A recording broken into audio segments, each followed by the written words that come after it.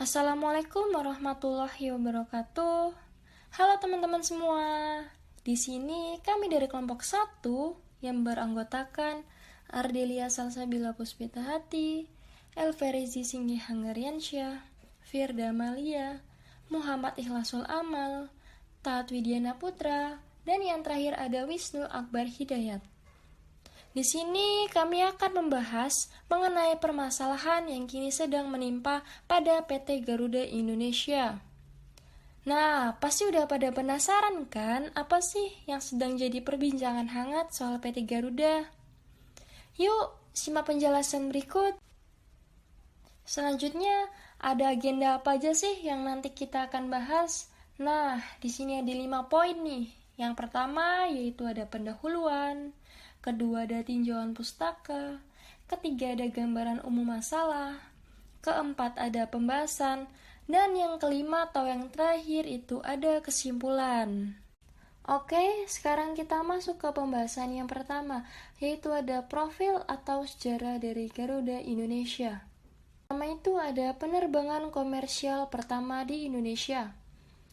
Penerbangan sipil Indonesia tercipta itu pertama kali atas inisiatif dari Angkatan Udara Republik Indonesia atau AURI dengan menyewakan pesawat yang dinamai Indonesian Airways kepada pemerintah Burma pada tanggal 26 Januari 1949. Peran Indonesian Airways pun berakhir setelah disepakatinya konferensi meja bundar pada tahun yang sama. Kemudian, seluruh awak dan pesawatnya pun baru bisa kembali lagi ke Indonesia pada tahun 1950.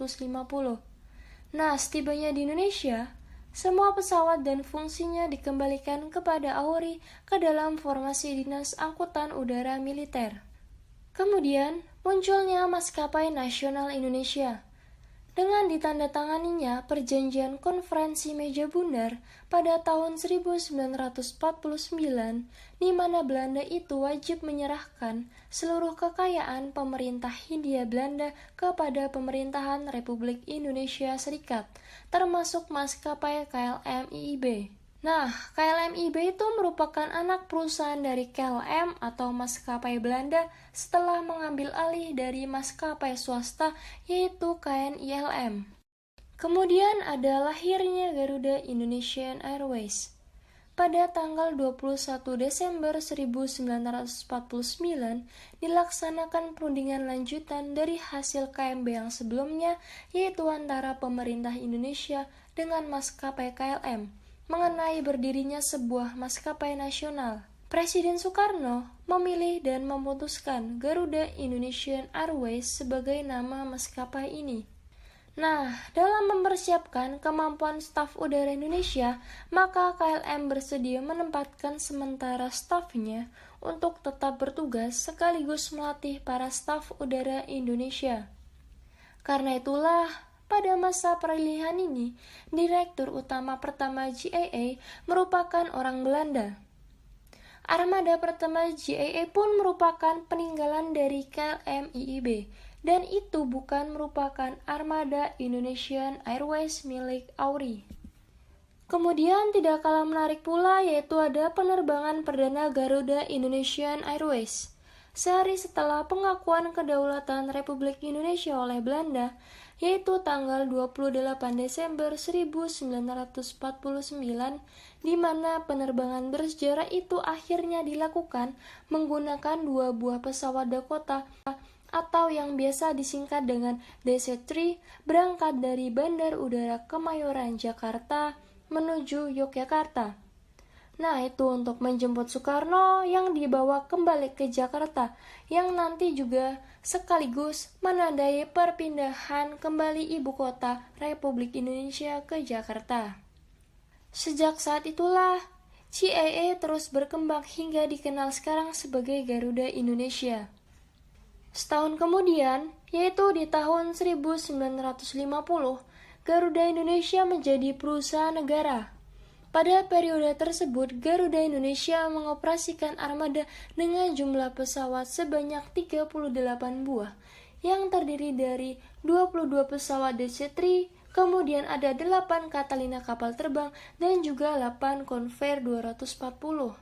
Nah, diketahui bahwa armada Garuda Indonesia itu terus bertambah dan akhirnya berhasil melaksanakan penerbangan pertama kali ke Mekah, yaitu membawa jemaah haji dari Indonesia pada tahun 1956.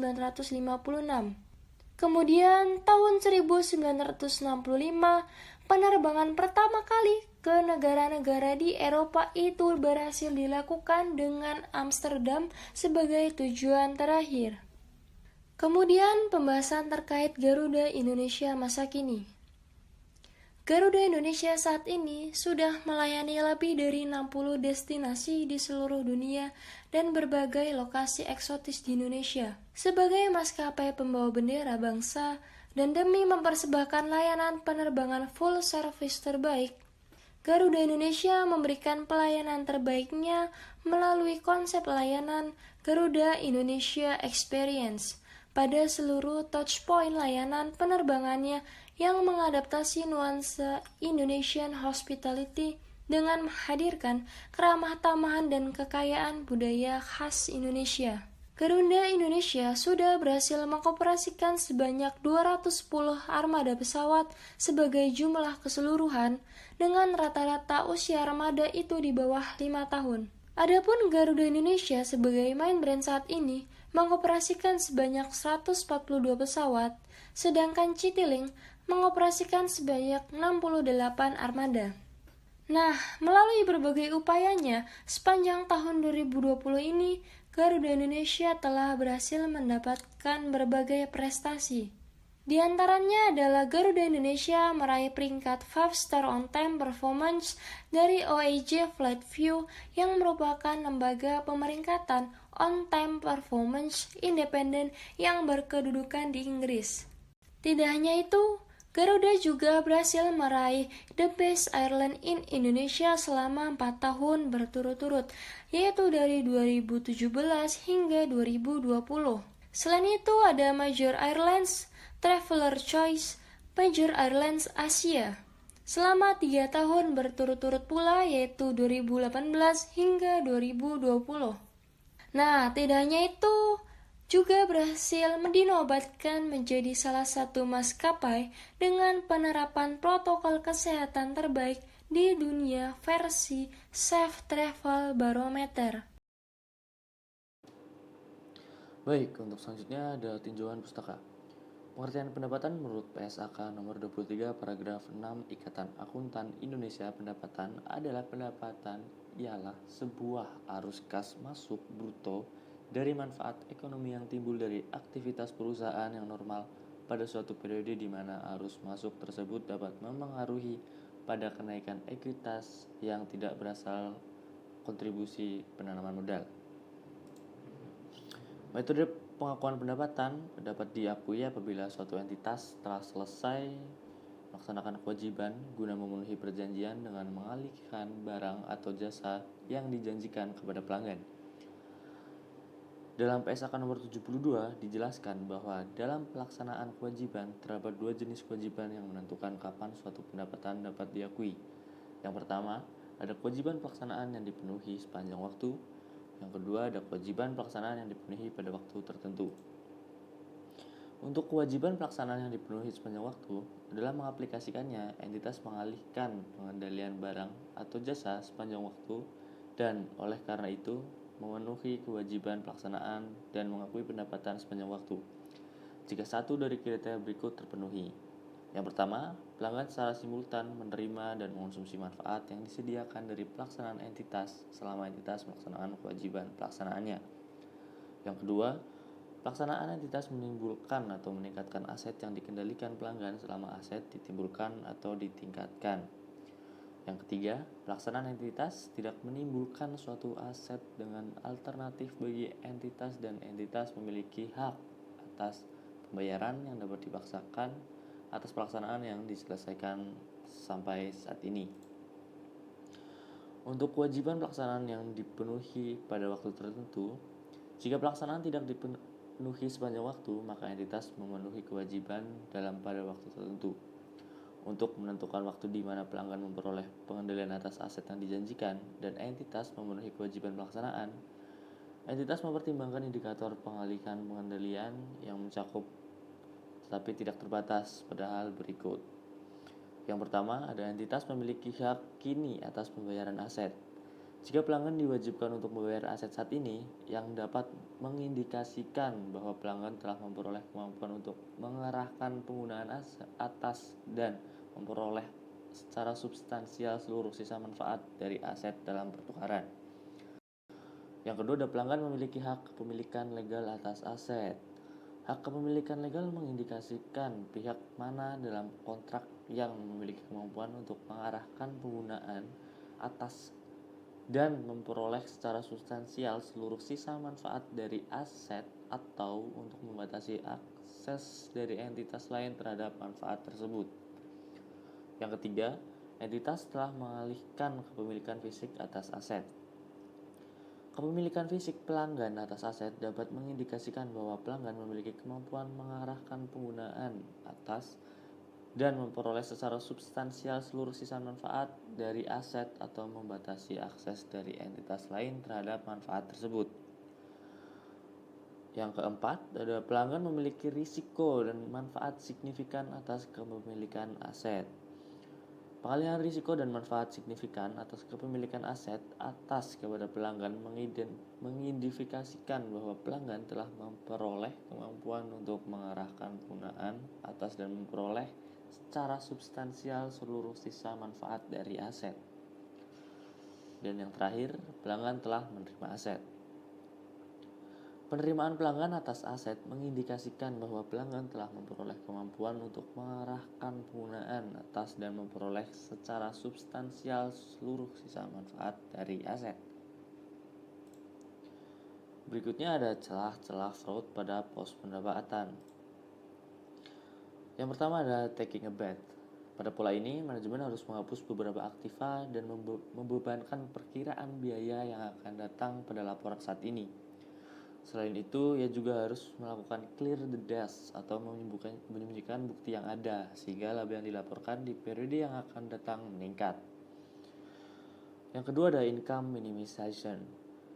Pola ini dilakukan pada saat profitabilitas perusahaan sangat tinggi, gunanya agar tidak mendapat perhatian secara politis. Tindakan yang dilakukan berupa penghapusan pada barang modal dan aset tak berwujud, biaya iklan, serta pengeluaran untuk penelitian dan pengembangan. Yang ketiga ada income maximization. Tindakan ini dilakukan pada saat laba menurun. Selain untuk mendapatkan bonus yang lebih besar, cara ini juga melindungi perusahaan saat melakukan pelanggaran perjanjian utang. Tindakan yang dilakukan manajemen adalah dengan memanipulasi data akuntansi dalam laporan. Yang keempat ada income smoothing. Bentuk ini mungkin yang paling menarik. Hal ini dilakukan dengan meratakan laba yang dilaporkan untuk tujuan pelaporan eksternal, terutama bagi investor karena pada umumnya investor lebih menyukai laba yang relatif stabil. Dan yang terakhir ada timing, revenue, dan expense. Untuk gambaran umum masalah yang dialami PT Garuda, yaitu kronologi kecurangan yang dilakukan oleh PT Garuda Indonesia Persero Tbk adalah sebagai berikut. Pada 31 Oktober 2018, manajemen Garuda dan PT Mahato Aero Teknologi atau Mahata mengadakan perjanjian kerjasama yang telah diamandemen terakhir dengan amandemen 2 tanggal 26 Desember 2018 mengenai penyediaan layanan konektivitas dalam penerbangan dan liburan dalam pesawat dan manajemen konten. Perjanjian tersebut berlaku selama 15 tahun. Berdasarkan catatan laporan keuangan nomor 47 huruf E menjelaskan bahwa Mahata akan melakukan dan menanggung seluruh biaya penyediaan, pelaksanaan, pemasangan, pengoperasian, perawatan, dan pembongkaran dan pemeliharaan termasuk dalam hal terdapat kerusakan, mengganti dan atau memperbaiki peralatan layanan konektivitas dalam penerbangan dan hiburan dalam pesawat dan manajemen konten. Garuda mengakui penghasilan dari perjanjian dengan Mahata sebagai suatu penghasilan dari kompensasi atas pemberian hak oleh Garuda ke Mahata. Manajemen Garuda mengakui sekaligus pendapatan perjanjian tersebut sebesar 239,94 US dollar. dengan 28 juta US dollar, diantaranya merupakan bagi hasil yang didapat dari PT Sriwijaya Air. Padahal perjanjian belum berakhir dan diketahui bahwa hingga tahun buku 2018 berakhir, tidak ada satu pembayaran yang telah dilakukan oleh pihak Mahata meskipun telah terpasang 1 unit alat di Citylink. Selain itu, dalam perjanjian Mahata yang ditandatangani pada 31 Oktober 2018 tidak tercantum term of payment yang jelas dan belum ditentukan juga secara pasti cara pembayarannya dan jaminan dari perjanjian tersebut. Mahata hanya memberikan surat pernyataan komitmen pembayaran kompensasi sesuai dengan paragraf terakhir halaman 1 dari Surat Mahata 20 Maret 2019. Skema dan ketentuan pembayaran ini tetap akan tunduk pada ketentuan-ketentuan yang tercantum dalam perjanjian. Ketentuan dan skema pembayaran sebagaimana yang disampaikan dalam surat ini dan perjanjian dapat berubah dengan mengacu kepada kemampuan finansial Mahata. Dari pengakuan pendapatan ini, PT Garuda Indonesia Persero terbukti melakukan pelanggaran peraturan OJK nomor 29 POJK 4 tahun 2016 tentang laporan tahunan emiten atau perusahaan publik dan diberikan sanksi administratif berupa denda sebesar 100 juta rupiah. Selain itu, seluruh anggota direksi PT Garuda Indonesia juga dikenakan sanksi administratif berupa masing-masing 100 juta rupiah karena melanggar peraturan Bapepam nomor 8G11 tentang tanggung jawab direksi atas laporan keuangan. Sanksi administratif juga dikenakan secara tanggung rentang sebesar 100 juta rupiah kepada seluruh anggota direksi dan Dewan Komisaris PT Garuda Indonesia Persero yang mendatangani laporan tahunan PT Garuda Indonesia periode tahun 2016 karena dinyatakan melanggar peraturan OJK nomor 29 tahun 2016 tentang laporan tahunan emiten atau perusahaan publik.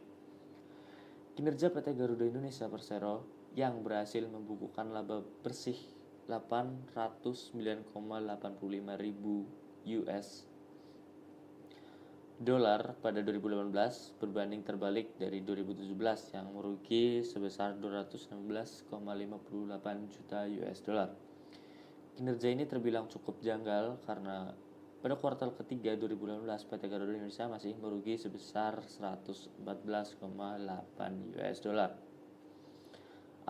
Apalagi pada 2018 nilai tukar rupiah pernah melemah hingga Rp14.000 per dolar Amerika dan harga minyak dunia juga tidak stabil. Dari gambaran umum masalah PT Garuda tadi, lantas sebenarnya hal apa sajakah yang telah dilanggar? Mari kita simak bersama pembahasan berikut. Kesalahan pertama yaitu yang dilakukan oleh pihak PT Garuda Indonesia. Dalam praktiknya, Garuda Indonesia melanggar Pernyataan Standar Akuntansi Keuangan nomor 23, tepatnya pada paragraf 28 dan 29, yaitu yang membahas tentang pendapatan. Dalam kontrak yang dibuat antara manajemen Garuda dan PT Mahata Aeroteknologi, ini seharusnya masih berupa piutang dan belum dapat diakui sebagai pendapatan. Untuk lebih jelasnya, pada paragraf 28 PSAK nomor 23 disebutkan bahwa pendapatan yang timbul dari penggunaan aset entitas oleh pihak lain yang menghasilkan bunga, royalti, dan dividen diakui dengan dasar yang dijelaskan di paragraf 29 jika kemungkinan besar manfaat ekonomi sehubungan dengan transaksi tersebut akan mengalir ke entitas dan jumlah pendapatan dapat diukur secara handal. Selanjutnya, dalam paragraf 29 huruf B dijelaskan bahwa pendapatan berupa royalti harus diakui atas dasar akrual sesuai dengan substansi perjanjian yang relevan. Sehingga dalam praktiknya hal ini seharusnya dapat digunakan sebagai dasar pengakuan garis lurus selama masa perjanjian. Namun, dalam laporan keuangan PT Garuda sudah mencantumkan pendapatan berupa pendapatan royalti yang didapat dari PT Mahata Aeroteknologi sebesar 239,94 juta US dollar di dalam laporan keuangannya, yang diantaranya sebesar 28 juta US dollar merupakan bagian dari bagi hasil yang didapat dari Sriwijaya Air. Padahal belum terdapat arus kas masuk yang didapatkan dari PT Mahata hingga akhir tahun 2018. Berikutnya, laporan tahunan PT Garuda Indonesia untuk periode tahun 2018 tidak sesuai dan telah terbukti melanggar Pasal 69 Undang-Undang Nomor 8 Tahun 1995 tentang Pasar Modal, Jangtis, Peraturan Bapepam dan LK Nomor 8.G.7 tentang penyajian dan pengungkapan laporan keuangan emiten dan perusahaan publik. Berikutnya, PT Garuda Indonesia melakukan pelanggaran terhadap interpretasi Standar Akuntansi Keuangan Nomor 8 tentang penentuan apakah suatu perjanjian mengandung sewa, dan juga pernyataan Standar Akuntansi Keuangan Nomor 30 tentang sewa. Kesalahan lainnya yaitu ada pada pihak kantor akuntan publik. Pertama, akuntan publik yang bersangkutan belum secara tepat menilai substansi transaksi untuk kegiatan perlakuan akuntansi pengakuan pendapatan piutang dan pendapatan lain-lain. Sebab, akuntan publik ini sudah mengakui pendapatan piutang meski secara nominal belum diterima oleh perusahaan, sehingga hal ini melanggar standar audit nomor 315.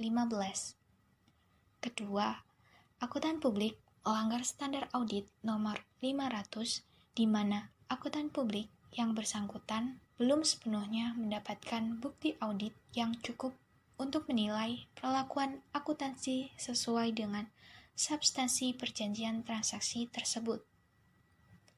Dan yang terakhir, akuntan publik juga tidak bisa mempertimbangkan fakta-fakta setelah tanggal laporan keuangan sebagai dasar perlakuan akuntansi, di mana hal ini melanggar standar audit nomor 560. Lalu, apa saja yang ditimbulkan dari kesalahan ini terhadap laporan keuangan PT Garuda Indonesia? Yang pertama yaitu adanya pendapatan yang diakui secara one time, mengakibatkan peningkatan pada pos pendapatan lain-lain yang dinilai sangat signifikan, yaitu peningkatannya hingga mencapai 1.300%. Dengan adanya peningkatan pendapatan yang signifikan ini, turut berdampak pada timbulnya beban pajak perseroan baik PPh maupun PPN yang seharusnya belum menjadi beban pada periode tersebut dan menimbulkan beban cash flow di perseroan. Yang kedua, yaitu laporan keuangan perseroan untuk tahun buku 2018 menimbulkan misleading atau memberikan dampak yang material dari yang sebelumnya membukukan kerugian yang signifikan, kemudian di tahun 2018 dapat mencapai laba. Terlebih, perseroan ini adalah perusahaan publik atau terbuka. Dan yang terakhir, kesalahan yang terjadi akan menimbulkan adanya potensi yang sangat besar untuk penyajian kembali laporan keuangan perseroan untuk tahun buku 2018 yang pada akhirnya dapat merusak kredibilitas perseroan. Selanjutnya, kita akan membahas sanksi yang dijatuhkan kepada PT Garuda Indonesia Tbk dan KAP yang melakukan audit laporan keuangan PT Garuda Indonesia. Nah, sanksi yang dijatuhkan kepada PT Garuda Indonesia dan KAP tersebut adalah sanksi administratif sampai sanksi denda. Kemudian pihak-pihak yang memberikan sanksi atau yang menjatuhkan sanksi tersebut mulai dari OJK sampai dengan Bursa Efek Indonesia atau BI.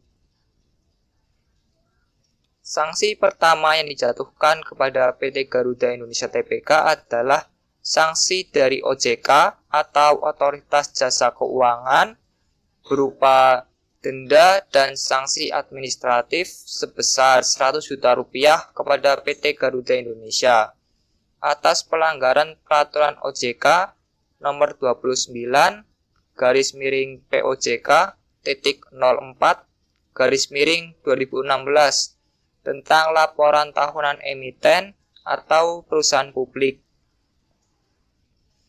Kemudian, sanksi yang kedua adalah sanksi denda yang dijatuhkan kepada masing-masing anggota direksi PT Garuda Indonesia Persero sebesar 100 juta rupiah atas pelanggaran peraturan Bapepam nomor 8.G.11 tentang tanggung jawab direksi atas laporan keuangan. Kemudian, sanksi ketiga yang dijatuhkan kepada PT Garuda Indonesia adalah sanksi dari Bursa Efek Indonesia atau BI yang menjatuhkan sanksi kepada PT Garuda Indonesia atas klaim laporan keuangan perseroan yang menuai polemik. Beberapa sanksi yang dijatuhkan antara lain denda senilai 250 juta rupiah dan restatement atau perbaikan laporan keuangan perusahaan dengan paling lambat dilaksanakan pada tanggal 26 Juli 2019. Kemudian sanksi yang keempat, sanksi ini dijatuhkan kepada KAP yang melakukan audit laporan keuangan PT Garuda Indonesia, yaitu berupa sanksi administratif pembekuan surat tanda terdaftar atau STTD selama 1 tahun kepada saudara Kasnir Sirumpea, rekan pada KAP Tanubrata, Sutanto, Fahmi, Bambang, dan rekan. Member of BDO International Limited dengan STTD nomor 330-PM/STTD/AP/2003 tanggal 27 Juni 2003 yang telah diperbarui dengan surat STTD yang baru, yaitu surat STTD nomor STTD-AP-10-PM-223/2019 tanggal 18 Januari 2019 selaku auditor yang melakukan audit LKT PT Garuda Indonesia Persero Tbk per 31 Desember 2018 atas pelanggaran pasal 66 Undang-Undang PM. Selanjutnya, kita akan membahas kesimpulan yang telah kita bahas selama ini. Kesimpulan yang pertama adalah pencatatan pendapatan yang tidak sesuai akan menghasilkan misleading atau menyesatkan yang material dampaknya. Dari sebelumnya, yang membukukan kerugian yang cukup signifikan menjadi laba. Terlebih, perseroan adalah perusahaan publik atau terbuka. Hal ini diduga dilakukan untuk memaksimalkan profit yang dibukukan oleh PT Garuda Indonesia untuk mencapai tujuan tertentu. Kemudian kesimpulan yang kedua adalah dalam kasus ini seharusnya PT Garuda Indonesia belum boleh mengakui pendapatan yang diterima dari PT Mahata, sehingga perlu dilakukan penyajian ulang atau restatement laporan keuangan untuk tahun 2018 dengan tidak mencantumkan terlebih dahulu pendapatan royalti yang diterima dari PT Mahata dalam pos pendapatan PT Garuda Indonesia. Sebelum kami mengakhiri pembahasan kali ini, kami akan menyampaikan beberapa pandangan kami terhadap kasus ini. Yang pertama, manipulasi laba memang dapat menguntungkan perusahaan. Akan tetapi, hal itu bertentangan dengan etika bisnis yang bersih. Jika perusahaan ketahuan memanipulasi, maka siap-siap untuk menanggung sanksi, baik itu sanksi administratif maupun sanksi denda yang merugikan perusahaan. Kedua, sanksi terbesar suatu perusahaan go public adalah sanksi dari masyarakat. Jika masyarakat enggan menggunakan produk dan jasa perusahaan tersebut, maka investor juga tidak mau berinvestasi di perusahaan tersebut. Karena jika tidak ada masyarakat yang menggunakan barang dan jasa perusahaan tersebut, bagaimana perusahaan tersebut dapat memperoleh profit? Ketiga, pelayanan yang baik pada masa depan belum tentu dapat menutupi keburukan di masa lalu, sehingga perusahaan yang pernah terkena skandal akan memerlukan usaha yang lebih untuk mengembalikan kepercayaan kepada semua pihak. Bagaimana teman-teman? Apakah pembahasan barusan membantu teman-teman? Jika iya, teman-teman bisa menyampaikan perasaannya di kolom komentar di bawah ini. Satu like dari teman-teman dapat membantu kami untuk membangun channel ini menjadi lebih baik lagi. Dan satu share dari teman-teman dapat membantu kami untuk menyebarluaskan ilmu ke penjuru negeri. Sebelum kami mengakhiri video ini, kami akan menyampaikan beberapa pantun yang telah kami persiapkan. Debit itu letaknya di kiri, yang di kanan itu kredit. Hai saudara-saudari, semoga dapat A di praktit.